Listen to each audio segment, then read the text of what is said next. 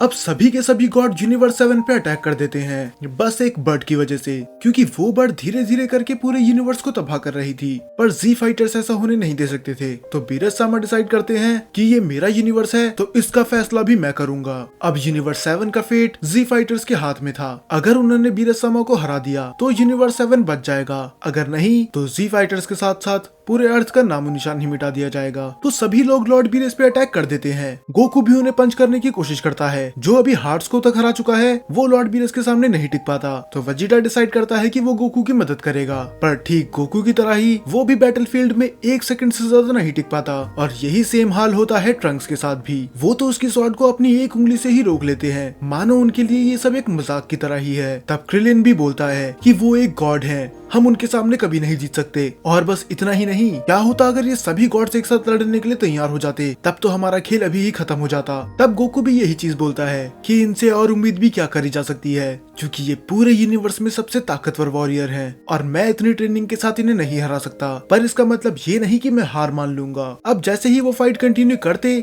बीच में आ जाते हैं जीनो गोकू और जीनो वेजिटा, और उन्हें देख के फिर से सब लोग हैरान थे कि आखिर ये दो गोकू और दो वेजिटा कहाँ से आ गए। और फिर हर बार की तरह वो उन्हें समझाते हैं कि हम टाइम पेट्रोल है और वगैरह वगैरह। तब जीनो वेजिटा बताता है कि तुम सब गॉड्स क्या पागल हो चुके हो, तुम उस छोटी सी बर्ड के पीछे पड़े हुए हो, पर तुम्हें पता भी है कि तुम्हारे यूनिवर्स के साथ क्या हो रहा है। और जब वो आसमान में देखते हैं, पूरे आसमान में एक बहुत बड़ी जड़ ऐसे आ जाती है जो हर जगह फैल रही थी। पर ये आई कब और इन्हें नोटिस क्यों नहीं करा?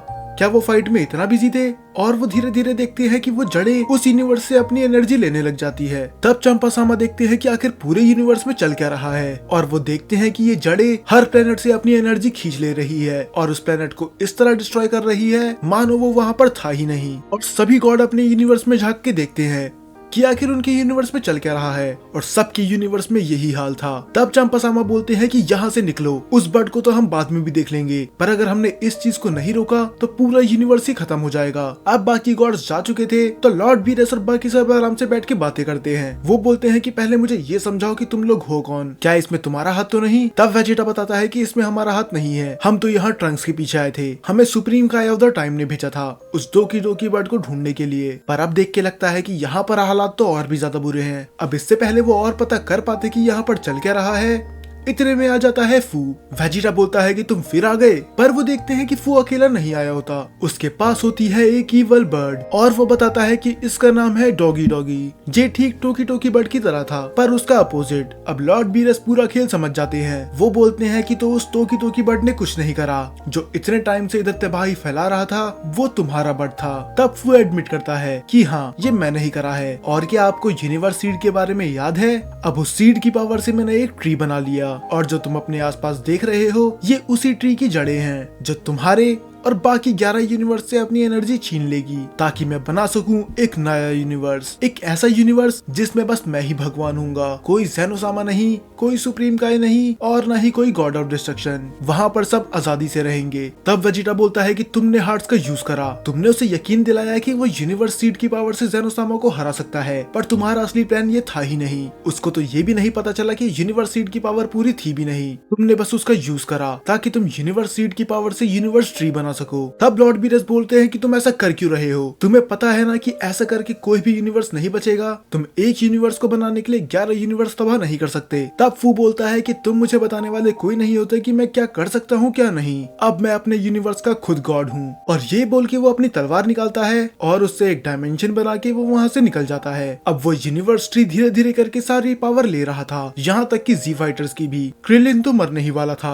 और पिकलो भी, और धीरे धीरे करते ही अर्थ के बाकी लोग भी। तब बीच में आते हैं लॉर्ड बीरस, और वो यूनिवर्सिटी को देने लग जाते हैं अपनी पावर। उनकी पावर इतनी ज्यादा थी कि यूनिवर्सिटी बाकियों से पावर लेना बंद कर देता है, क्योंकि एक गॉड की पावर ही काफी है एक नए यूनिवर्स को बनाने के लिए। क्रिलिन उनसे शुक्रिया बोलता है, पर लॉर्ड बीरस भड़क जाते हैं कि मुझे पता भी नहीं कि मैं तुम इंसानों के लिए ये सब क्यों कर रहा हूँ, पर जल्दी से जाके उस फू को ढूंढो और उसका खेल खत्म करो, क्योंकि मैं भी इसे ज्यादा देर तक नहीं रोक सकता। एक टाइम ऐसा आएगा जब ये यूनिवर्स सीड मेरी सारी पावर ले लेगा, और इसके बाद तुम्हारी भी। तो मैं इसको होल्ड करके रखता हूँ और तुम जाओ फू के पीछे। तब जीनो वेजिटा जीनो गोकू से बोलता है कि जब तक ये फू के पीछे हैं तब तक हम अपनी इन्वेस्टिगेशन चालू रखते हैं, क्योंकि यहाँ पर कुछ तो सही नहीं है, अभी कुछ और ऐसा है जो फू छुपा रहा है। और वो दोनों वहाँ से चली जाते हैं और गोकू, वेजिटा और जीनो ट्रंक्स ये तीनों जाते हैं फू के पीछे। वो बाकी लोगों को नहीं लेके जाते क्योंकि इससे बस भीड़ इकट्ठा होगी और फू के आगे ये वैसे भी कुछ नहीं कर पाएंगे। तो इनके पास जो 3 स्ट्रॉन्गेस्ट वॉरियर थे वो निकल जाते हैं फू की तरफ। और दूसरी तरफ फू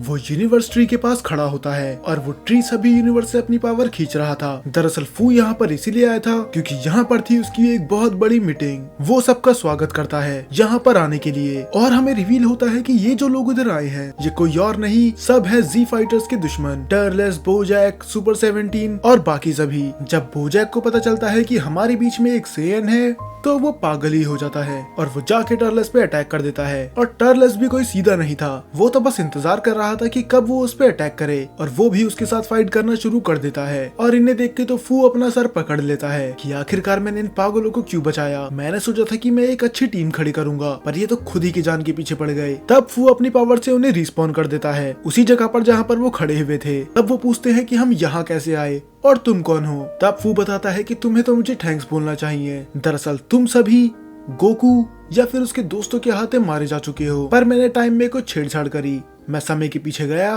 और तुम्हें मैंने तभी बचा लिया जब गोकू या फिर बाकी कोई तुम्हें मारने वाला था। तुम उस टाइमलाइन में गोकू से हार चुके हो पर अपना बदला तुम अब ले सकते हो अगर तुम मेरी बात सुनो तो। अब जब बात गोकू को हराने की आ चुकी थी तब ये पीछे कैसे हट सकते थे। और बस इतना ही नहीं, हमें तो अब ये भी दिखाया जाता है कि टोवा भी जिंदा थी जो हमें इतने टाइम से लग रहा था कि वो मारी जा चुकी है। शायद फू ने इसे भी बचा लिया होगा।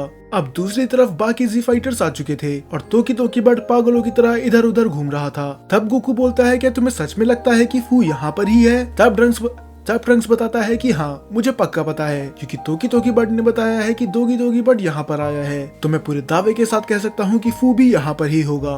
तब ट्रंक्स बोलता है कि तुम्हें किसी चीज की आवाज आ रही है, शायद वो फू है, पर वेजिटा साफ मना कर देता है कि ये फू नहीं है पर ये हमारा कोई जान पहचान का ही है। और वो देखते हैं टर्लेस और बोजैक को और गोकू वेजिटा उन पे अटैक कर देते हैं। अब सोचने वाली बात तो ये थी कि अगर ये पुराने गोकू वेजिटा से हार गए थे तो अब ये इन गोकू वेजिटा को कैसे हराएंगे जिनके पास गॉड्स की पावर है। पहले तो गोकू हैरान हो जाता है कि टर्लेस यहाँ पर आया कैसे और ट्रंक्स भी बोलता है कि आप दोनों इतने हैरान क्यों हो, क्या आप इन दोनों को जानते हो। तब वेजिटा उसे पूरी सच्चाई बताता है कि दरअसल ये दोनों हमारे हाथों मारे जा चुके हैं पर पता नहीं क्यों और कैसे ये वापस आ गए, शायद ठीक वैसे ही जैसे जामासु आया था।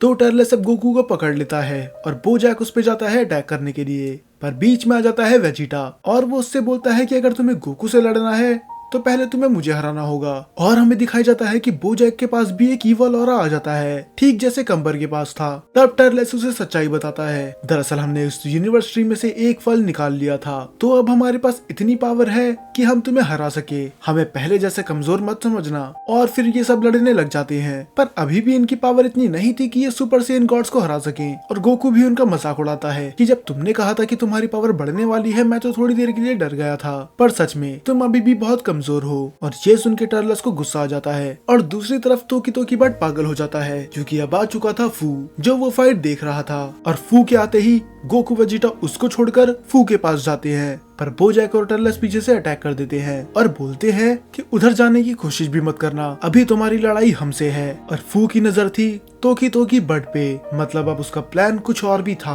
और दूसरी तरफ हमें दिखाया जाता है जीनो गोकू और जीनो वेजिटा को जो किसी एक साइंटिस्ट के पास खड़े हुए थे। जीनो वेजिटा बोलता है कि तुमने ही हमें बुलाया था तो बताओ तुम्हें हमसे क्या काम है और तुम हो कौन। तब वो साइंटिस्ट बोलता है कि तुम्हें तुम्हारे सारे सवालों का जवाब मिल जाएगा। और इसी के साथ ये एपिसोड खत्म हो जाता है और इसका अगला एपिसोड जल्द ही आ जाएगा।